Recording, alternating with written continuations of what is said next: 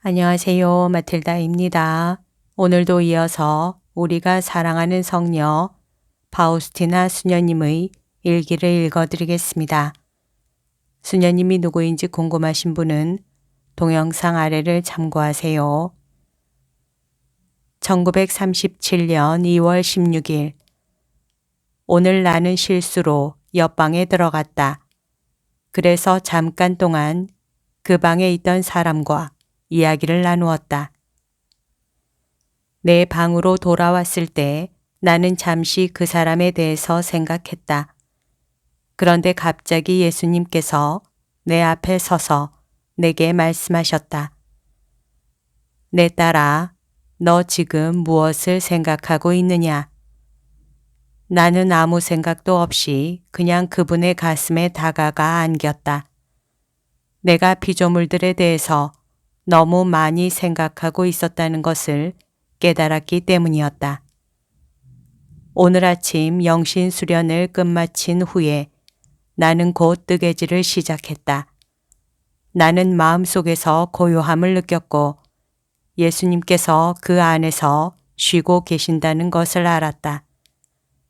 이처럼 깊고도 달콤한 하느님의 현존을 의식하면서 나는 주님께 이렇게 말씀을 드렸다.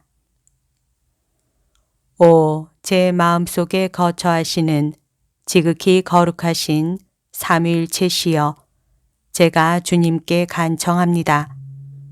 오늘 이 뜨개 바늘로 뜨개질한 숫자만큼의 영혼들에게 회개의 은총을 내려주십시오.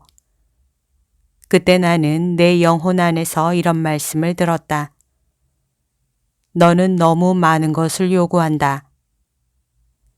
예수님, 주님께서는 많이 주는 것이 적게 주는 것보다 더 쉽다는 것을 아십니다. 그렇다. 내 말이 맞다.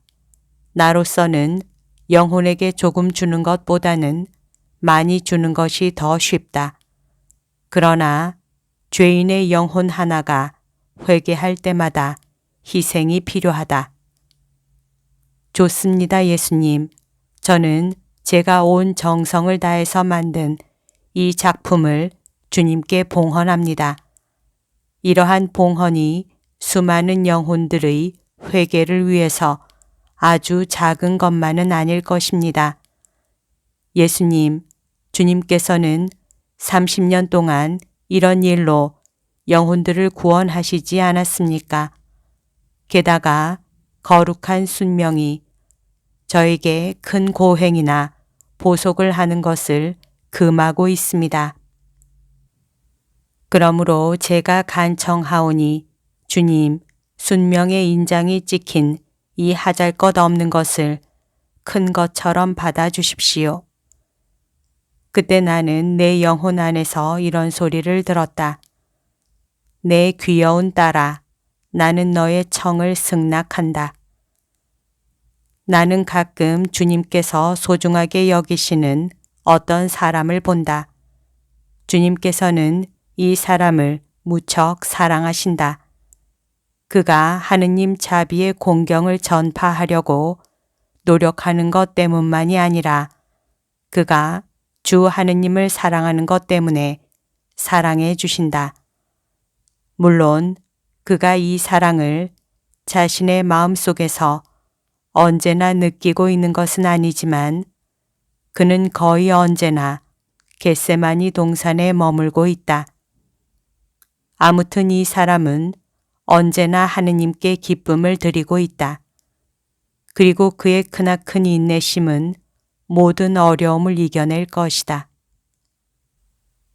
오, 만일 고통받는 영혼이 하느님께서 자신을 얼마나 사랑하시는지를 깨닫기만 한다면 이 영혼은 매우 행복하고 기뻐서 죽을 지경이 될 것이다.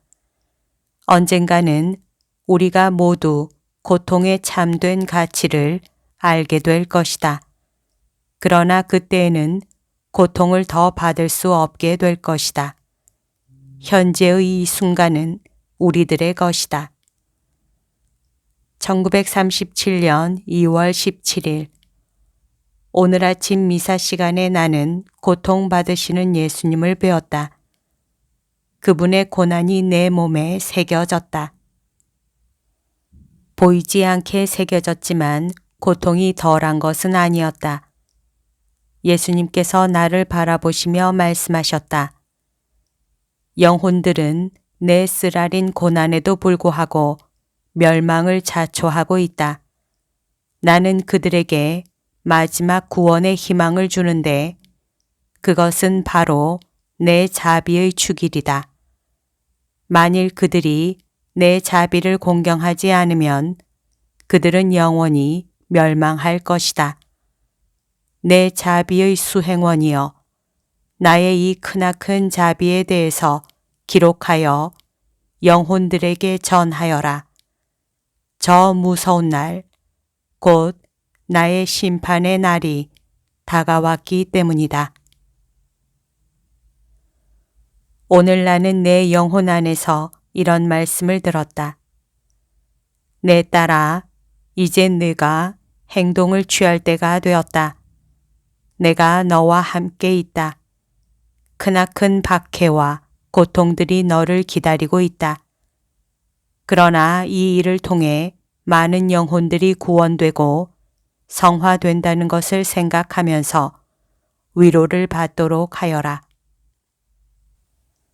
내가 주님께서 하신 말씀들에 밑줄 치는 일을 시작하고 모든 것을 순서대로 해 나가고 있을 때 나는 안드라쉬 신부의 충고와 명령을 적어둔 페이지에 도달했다.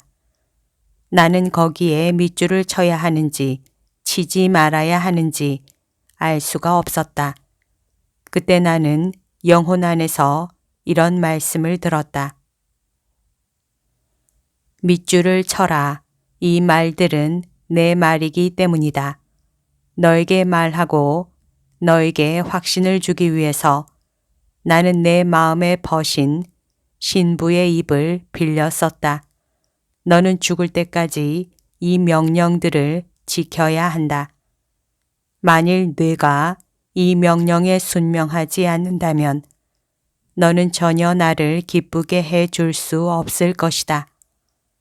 내가 너의 영혼과 나 사이에 그를 두었다는 것을 알아야 한다. 나는 네가 안심하고 또 실수하지 않도록 하기 위해서 이렇게 하는 것이다. 내가 너를 이 사제의 특별한 지도에 맡겼으니 너는 나와의 친밀함에 대해서 너의 장상들에게 자세히 말하지 않아도 된다. 다른 모든 일에 있어서는 장상들에게 어린아이처럼 행동하여라. 그러나 내가 너의 영혼의 깊은 곳에서 하는 일은 오직 사제에게만 아주 솔직하게 이야기하여라. 하느님께서 나에게 영적 지도자를 주신 다음부터는 그전처럼 장상들에게 모든 것을 보고하라고 말씀하지 않으셨다는 것을 나는 깨닫게 되었다. 외적인 것들만 장상들에게 이야기하고 그 외에는 오직 지도자만이 내 영혼을 이해한다. 영적 지도자를 갖는다는 것은 하느님의 특별한 은총이다. 오, 극소수의 영혼들만이 이런 은총을 받았으니 영혼은 크나큰 어려움의 와중에서도 항상 평화를 누린다. 매일 영성체 후에 나는 주 예수님께 이러한 은총에 대해서 감사드린다. 그리고 매일 성령께 그분을 비추어 주시라고 청한다. 나는 내 영혼 안에서 지도자의 말씀이 어떤 능력을 가지고 있는지를 생생하게 체험했다. 하느님의 자비시여, 이 은총에 대하여 찬미 받으소서. 오늘 나는 묵상을 하려고 요양원의 경당에 모셔져 있는 거룩한 성체 앞으로 갔다. 내가 제대 앞으로 다가갔을 때 하느님의 현존이 내 영혼을 뚫고 들어왔다. 나는 그분의 신성의 바다 속으로 빠져들었다. 예수님께서는 내게 말씀하셨다. 내 딸아, 존재하는 모든 것이 너의 것이다. 나는 주님께 대답했다. 오, 제 마음의 보배시여, 제 마음이 원하는 것은 오직 주님뿐입니다. 오 주님, 주님께서 제게 주시는 모든 선물에 대해 감사드립니다. 그러나 저는 오직 주님의 마음만을 원합니다. 하늘이 무한하지만 그것도 주님 없이는 저에게는 아무것도 아닙니다. 오 예수님, 주님은 제가 주님께 대한 그리움 때문에 늘 정신을 잃고 무아지경에 빠진다는 것을 잘 알고 계십니다. 내 딸아, 다른 영혼들이 영원에서만 얻을 수 있는 것을 너는 지금 벌써 맛보고 있다는 것을 알아라. 그러고는 갑자기 내 영혼이 하느님에 대한 지식의 빛으로 흘러 넘쳤다. 오, 내가 한없이 어미하신 분의 품 가까운 곳에서 쉴 때에 내 영혼이 체험하는 것들을 어떻게 하면 조금이나마 표현할 수 있을까? 나는 도저히 이것을 말로 옮길 수가 없다. 자기의 일생 중에 이런 은총을 적어도 한 번이라도 체험한 영혼이라야만 내 말을 이해할 수 있을 것이다. 내가 방으로 돌아왔을 때 나는 마치 진정한 삶으로부터 죽음으로 돌아온 것처럼 느꼈다.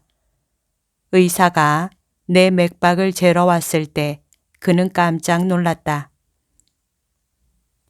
수녀님, 어찌 된 일입니까? 수녀님의 맥박이 이렇게 뛴 적은 한 번도 없었습니다. 무엇 때문에 맥박이 이렇게 빨라졌는지 알아야 하겠습니다. 나 자신도 맥박이 그렇게 빨리 뛰고 있는 줄을 몰랐는데 내가 그에게 무슨 말을 할 수 있단 말인가. 내가 아는 것은 단지 내가 하느님께 대한 그리움으로 죽어가고 있다는 것뿐이다. 그러나 나는 의사에게는 아무 말도 하지 않았다. 이런 경우에 약이 무슨 도움이 되겠는가.